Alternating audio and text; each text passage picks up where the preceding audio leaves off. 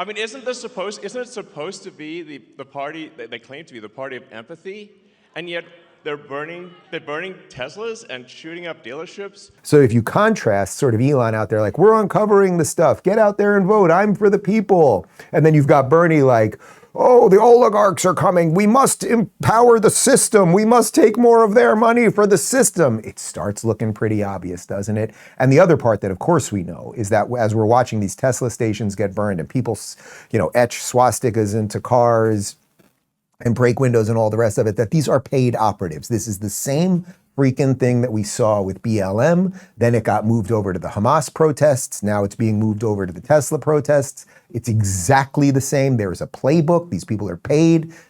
Here's Elon on that. It's really wild. So,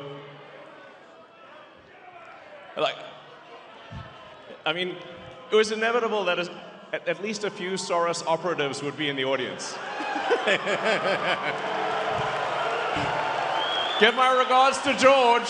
Say hi to George from me.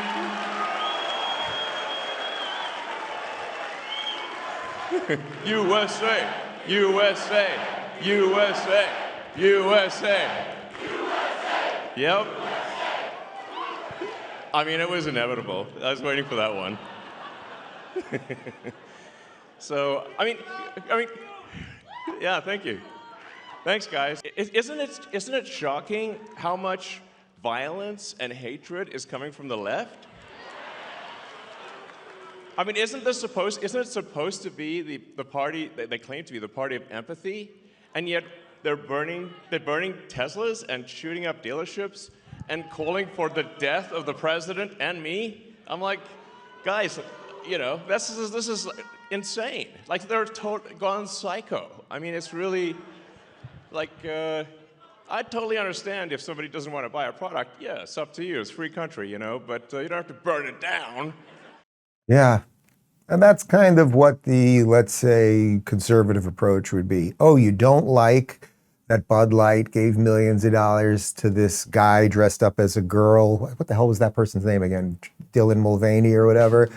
Well, then don't buy Bud Light. You don't blow up a wheat factory, right?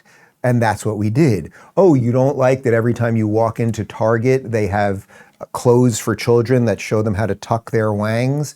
Then don't go to Target. You don't set off a bomb or break the window of Target.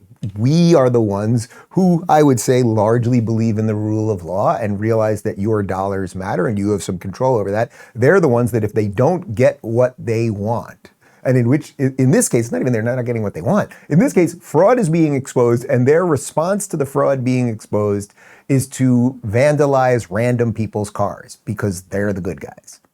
You etch a swastika in someone's car. Somehow the people putting up the swastikas now are the good guys. That's how confused these people are.